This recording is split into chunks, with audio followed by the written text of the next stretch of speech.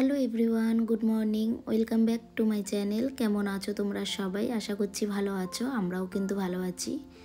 ঘড়ির কাঁটায় এখন ওই 7:30 পৌনে 8টা মতন বাজে।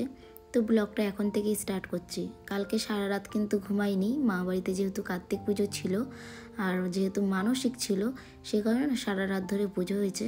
পুজো শেষ হয়েছে ওই 7টা এরকম নাগাদ, 7টা।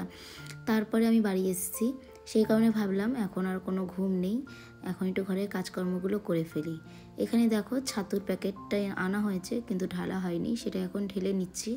আর এটা হলো বাড়িতে এখন মানে এমনি ভ্যানে করে নিয়ে আসছে, সেখানে সঙ্গে সঙ্গে ছোলা ভাঙিয়ে যে ছাতু দিয়ে দিচ্ছে, তো সেখান দিয়েই নিয়েছি লুজ প্যাকেট। এখন আর কিনি না, এরকম লুজ নিই। আর এই ছাতুগুলো খেতেও ভালো লাগে। তো এই দেখো সুন্দর করে কৌটোতে ঢেলে রাখছি। প্রত্যেক দিন দাদা একটু সকালে করে খায়, এই কারণেই নেওয়া। ছাতুটা আমি খাই কিন্তু খুব একটা ভালো খাই না, ওই সময় বিশেষ একটু খেলাম এই আর কি। দেখো ছাতুগুলো ভালো করে ঢেলে কৌটো দিয়ে আটকে রাখলাম। তারপরে চলে আসলাম ঘরের একটু টুকিটাকি কাজকর্ম যেটুকু করতে লাগবে সেগুলো করব। এখানে টিভিটা একটু পরিষ্কার করে নিচ্ছি, আর যেহেতু প্রত্যেক দিন টাইম পাই না, তো রোববারটা আমার কাছে এইসব করাই লাগে। এবার মানে আজকে খুব একটা কাজ করব না, তো তার মধ্যে একটু ঝাড়াঝাড়ি করে নিচ্ছি, যেগুলো না করলেই নয়। আর আজকে যেহেতু মামা বাড়িতে খাওয়া দাওয়া, তো সেই কারণে কাজকর্ম সেরে আবার বেরিয়ে যাব মামা বাড়ির দিকে। আর আমার মামা বাড়ির কাছেই, খুব একটা দূরে না, 5 মিনিটের রাস্তা।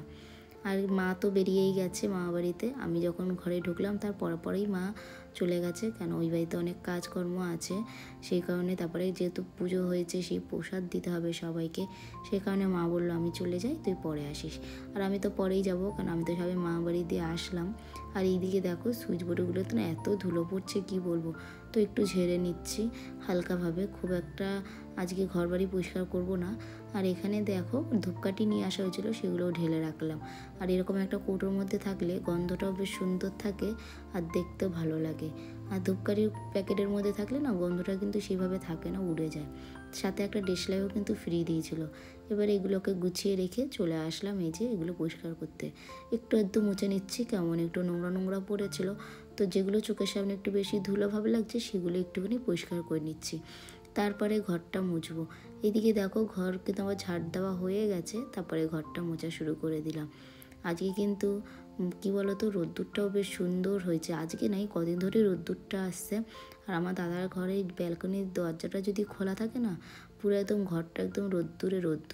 আর কি যে ভালো লাগে। আর দাদাও কিন্তু বাড়ি নেই, ওর এখন কাজে ভীষণ চাপ, ও কিন্তু সকাল সকালই বেরিয়ে গেছে। তো যাই হোক, আমি ঘরে এখন একাই আছি। আর ফাঁকা ঘরে কাজ করতে আমার তো ভীষণ ভালো লাগে। ঘর যত ফাঁকা থাকবে আমার কাজের প্রতি তত ইন্টারেস্ট বাড়ে। আর ঘরের লোকজন থাকলে না আমি কাজ করতে একদম ভালোবাসি না।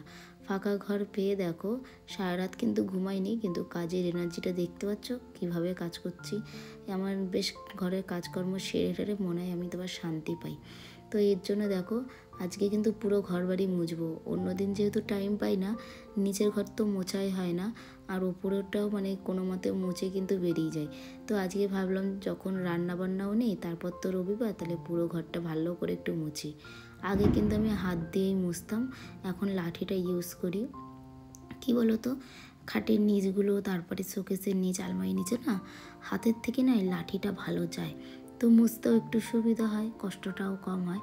আর এই যখন নিচের এখানে চলে এসেছি, এখানে তো প্রচুর পরিমাণে নোংরা হয়েছিল, যেহেতু এটা প্রত্যেক দিন পরিষ্কার করা হয় না। আমাদের নিচের ঘরে যেহেতু ভাড়া, তো সেখানে প্রত্যেক দিন আসাও যায় না। তো আজকে যেহেতু রবিবার, আমি রোববার করে পুরো বাড়ি ঘরগুলো পরিষ্কার পরিচ্ছন্ন করি, কেন সপ্তাহে একটা দিন একটু ঘর বাড়ি ভালো করে পরিষ্কার পরিচ্ছন্ন রাখার চেষ্টা করি। ঘরের কাজকর্ম সেরে যে মা খিচুড়ি দিল, মামা বাড়ি খিচুড়ি খেতে এসেছি। কালকে তো সারা রাত পুজো হয়েছে, আর আজকে এই যে খাচ্ছি। আর ঘরে সব কাজকর্ম সেরে স্নান টান করে তারপরে এসেছি মামা বাড়িতে। আমি জানি এখানে আসলে অনেক লেট হয়ে যাবে, আর আজকে মামা বাড়িতে খাওয়া দাওয়া, এখানে সব রান্না হবে। আর মা আর 2 মাসি, এরা 3 বোনে মিলে আজকে এখানে রান্না করবে। তো কি কি রান্না করবে সবটাই তোমাদেরকে করবো, আগে খিচুড়িটা খেয়ে নিই। আর বড় মামা এই দেখো সবে বাজার করে চলে আসলো। মর্নিং সুলেখা রয়, এই যে ঘুম দিয়ে উঠেই চলে এসছে দিদার কাছে এই যে খেতে। ওরে বাবা, এ মুখ ধুয়েছিস, এদিকে তাকা, মুখ ধুয়েছিস তুই যে খেতে বসে বললি। আর মামা এই যে বাজার দিয়ে মাংস নিয়ে এসছে, আর এইগুলো হলো প্যারিস মুরগি বলে। তো আমি তো জীবনও প্যারিস মুরগি দেখিনি, কিন্তু আগেও খেয়েছি মামাবাড়িতেই। তো যাই হোক, যেহেতু কেটে নিয়ে আসে তাই কেমন দেখতে সেটা জানি না, কিন্তু প্রচুর শক্ত মাংসগুলো। আর এখানে দেখো দুপুরবেলায় তো না, এটা আমরা সকালবেলা একটু ভাত আর মাছের তেল দিয়ে ভাত খেয়ে নিলাম। এদিকে মাসি দেখো টমেটো কাটছে, যেহেতু প্রথমেই বললাম 3 বোনে রান্না করবে। তো এদিকে আমার মেজো মাসি টমেটো কাটছে, আর ওই যে বড়ো মাসিকে একটু দেখা যাচ্ছে দেখতেই পেলে। আবার ওইদিকে তো মাসিরা রান্না করছে, আমি চলে এসেছি দিদির বাড়ি পাশেই। তো এখানে সে একটু মুখে বেসন মাখছি, এমনি তো বেসন মাখা হয় না, তো ভাবলাম আজকে একটু মাখি, টাইম যখন হাতে আছে, কেন আজকে যেহেতু কাজকর্ম অনেক কম সেই কারণে। আর আমার দিদির বাড়ির পেছনে আমি তাকিয়ে দেখি কি কত সুন্দর ডুমুর হয়েছে গাছে। তো আমার দিদির ছেলেকে বললাম তুই একটু ডুমুরগুলো পেরে দে, তাহলে বড়ো মাসি ডুমুর খায়, বড়ো মাসি তাহলে এটা নিতে পারবে।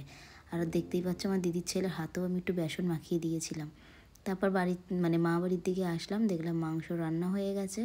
আর দেখতেই পাচ্ছ, দেখেই একটা অন্যরকম লাগছে, মনে হচ্ছে এখনও পেলে খেয়ে নেবো এরকম। সত্যি বলছি খুব টেস্ট। এই যে আমরা এখন খাচ্ছি কষা মাংস, আমরা 3 জনে লুকি লুকি নিয়ে চলে এসেছি দিদার ঘরে।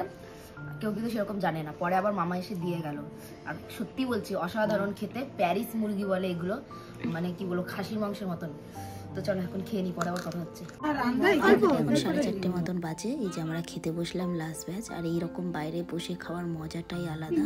আমি এখন দিদি বাড়িতে এসেছি চা খেতে, দুধ চা করেছে, গরম গরম দুধ চা। আজ মামির বাড়ি নিমন্ত্রণ ছিল, দিদির বাড়ি নিমন্ত্রণ ছিল চায়ে, চলে এসেছি চা খেতে।